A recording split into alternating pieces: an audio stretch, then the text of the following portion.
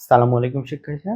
আজ আমি তোমাদেরকে দেখাবো 2024 সালের নবম শ্রেণীর যে নতুন বই আছে গণিত বই, তার পঞ্চম চ্যাপ্টার অর্থাৎ বাস্তব সমস্যা সমাধানে সমীকরণ, এই চ্যাপ্টারের 139 পৃষ্ঠার যে কাজগুলো আছে সেগুলো আজকে আমি তোমাদেরকে করে দেখাবো।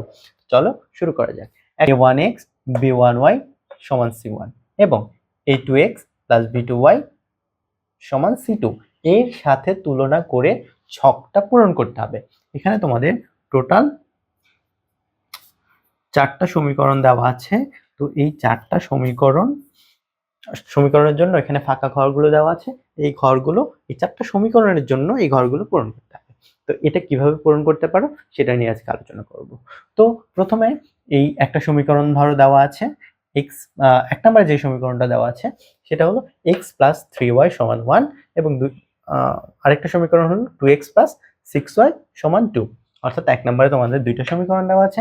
এই দুইটা সমীকরণকে এই সমীকরণ দুইটার সাথে তুলনা করে a1 by a2 b2 by b1 b1 by b2 c1 by c2 এইভাবে এই ফাঁকা ঘর পূরণ করতে হবে, অনুপাতগুলো তুলনা করতে হবে, লেখচিত্রের অবস্থান দেখাতে হবে, সামঞ্জস্য নাকি অসামঞ্জস্য সেটা দেখাতে হবে এবং তোমাকে সেই অনুযায়ী বীজগাণিতিক একটা সিদ্ধান্ত অর্থাৎ এই সমীকরণটার ফলাফল কেমন হতে পারে সেই একটা সিদ্ধান্ত তোমাদের এখানে দিতে হবে।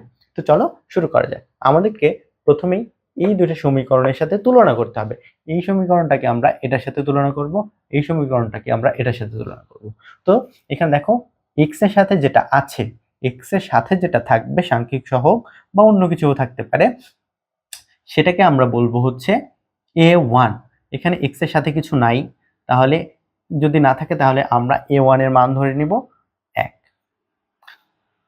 কিছু নাই মানে 1 আছে। তারপরে আমরা a1 বাই a2 লিখবো। তাহলে a2 কোনটা? যেটা পরের সমীকরণে x এর সাথে আছে। তো পরের সমীকরণ এটা x এর সাথে যেটা আছে 2, তাহলে এটা হবে a2 এর মান। আশা করা যায় বুঝতে পারছো। আমি যদি আরেকবার বোঝাতে যাই, প্রথম সমীকরণটাকে আমরা এটার সাথে তুলনা করব, দ্বিতীয় সমীকরণটাকে আমরা এটার সাথে তুলনা করব। তুলনা করে আমরা যদি এখানে লিখি তাহলে তোমরা আরো ক্লিয়ারলি বুঝতে পারবা। a1 x plus b1 y সমান হচ্ছে c1, আর এটা হচ্ছে কি a2 x plus b2 y সমান c2। তাহলে যদি আমরা লিখি তোমরা আরো ক্লিয়ারলি বুঝতে পারবা। তাহলে দেখো তো এই x এর সাথে যেটা আছে সেটাকে আমরা a1 ধরবো। এখানে এই x এর সাথে কত আছে?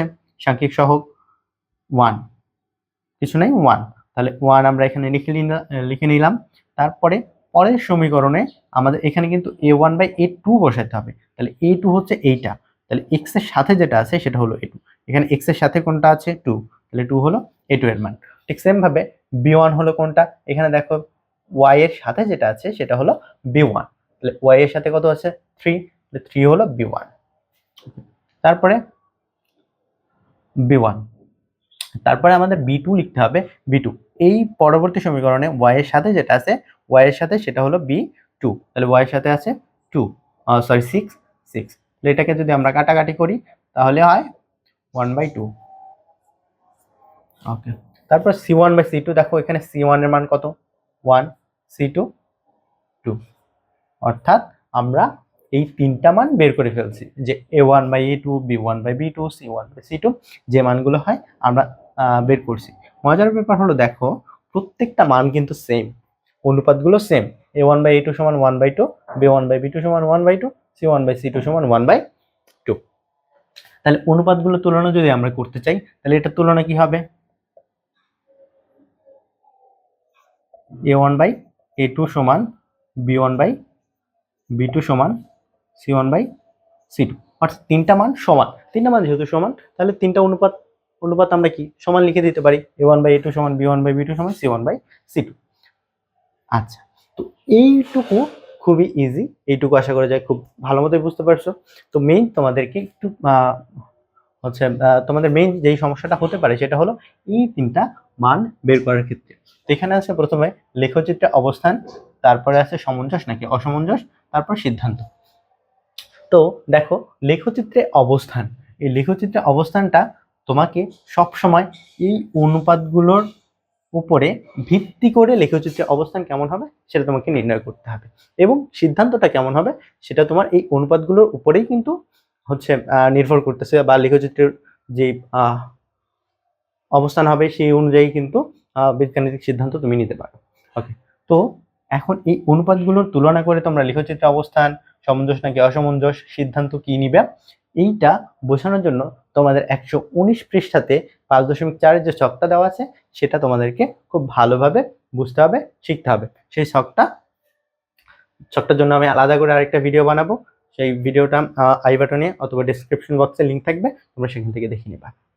ওকে, তো দেখো এখন লেখচিত্রের অবস্থান আমরা যদি সেই 5.4 বা 119 পৃষ্ঠা যে সেই ছকটা যদি আমরা দেখি তাহলে সেখানে ক্লিয়ারলি আমরা দেখতে পাবো যে যদি এরকম অনুপাতগুলোর তুলনা যদি এরকম হয় যে a1/a2 সমান b1/b2 সমান c1/c2, এইরকম যদি অনুপাতগুলোর তুলনা হয় অর্থাৎ তিনটা অনুপাত যদি সমান সমান হয় তাহলে যেটা হবে, তাহলে লেখচিত্রের অবস্থান হবে দুইটি সমপাতিত সরলরেখা। সমপাতিত সরলরেখাটা কি?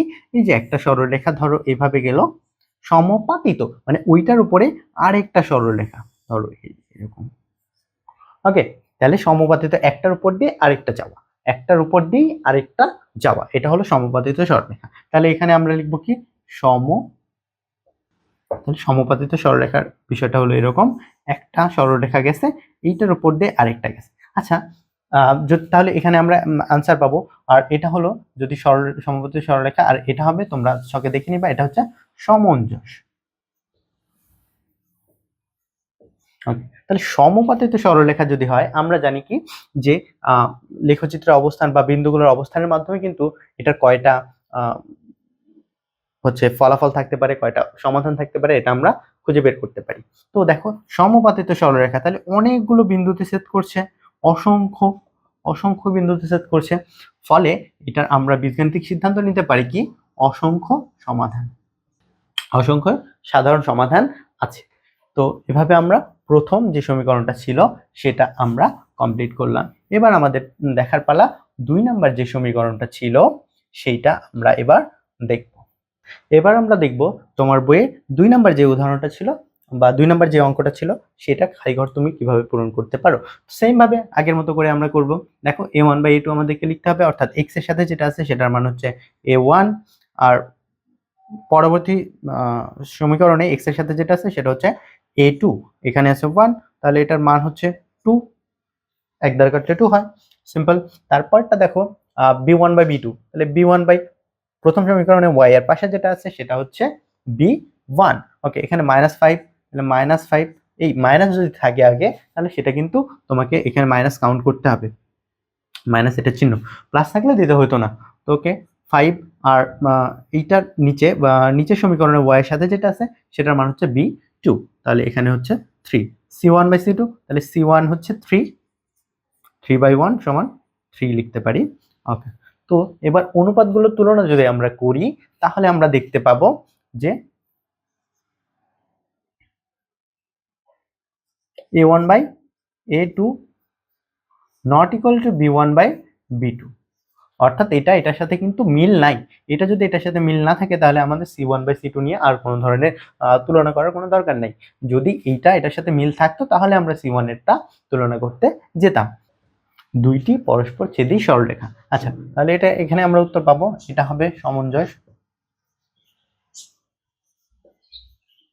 ওকে, তাহলে সিদ্ধান্ত তুমি কি নিবা যে এখানে আসলে এই ধরনের সমীকরণে তোমার উত্তরটা কেমন হতে পারে। আচ্ছা, দুইটি পরস্পর ছেদী সরলরেখা মানে কি, মানে এই যে একটা সরলরেখা, এই আরেকটা সরলরেখা, দুইটা পরস্পর ছেদে মানে কি একটা আরেকটাকে ছেদ করবে। আচ্ছা, যদি একটা সরলরেখা আরেকটা সরলরেখাকে ছেদ করে তাহলে তারা একটি বিন্দুতে মিলিত হয়, একটি সাধারণ বিন্দুতে মিলিত হয়। সুতরাং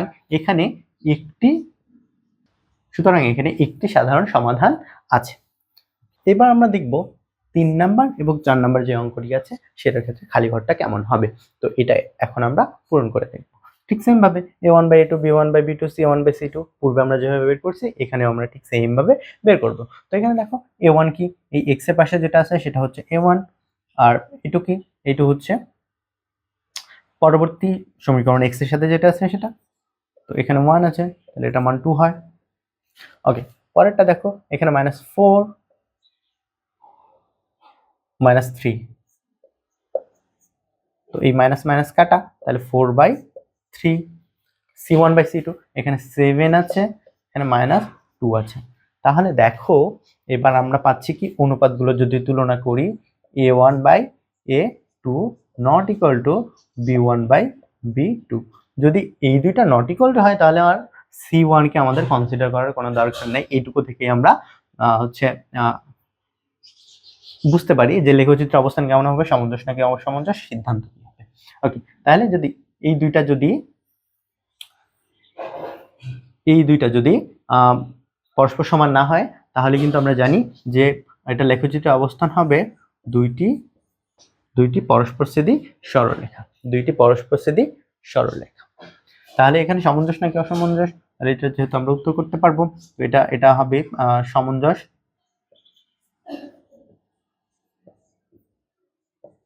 আর সিদ্ধান্ত কি, সিদ্ধান্ত হলে যে দুইটি পরস্পরছেদী সরলরেখা যদি হয়, তাহলে তো আমরা বলছি মানে কি, একটা জায়গায় শুধু ছেদ করছে, তাহলে এটার একটি মাত্র সাধারণ সমাধান আছে। চতুর্থ সমীকরণে যদি আমরা দেখি, এখানে a1 এর মান আছে -1/2, আর x এর পাশে যেটা আছে a2, এটার মান আছে 1। তো এটাকে যদি আমরা উল্টে দেই, তাহলে এটা এটার সাথে গুণ হয়ে যায়, তাহলে কি হয়, -1/2 হয়। তারপরে এখানে যদি আমরা দেখি, এখানে আছে -1, b1 এর মান -1, আর b2 এর মান হচ্ছে -2, তো মাইনাস মাইনাস কাটা, 1/2 লিখতে পারি আমরা। তারপরে হচ্ছে এখানে 0/1, তাহলে আবার সেম ভাবে আমরা a1/a2 not equal to b1/b2।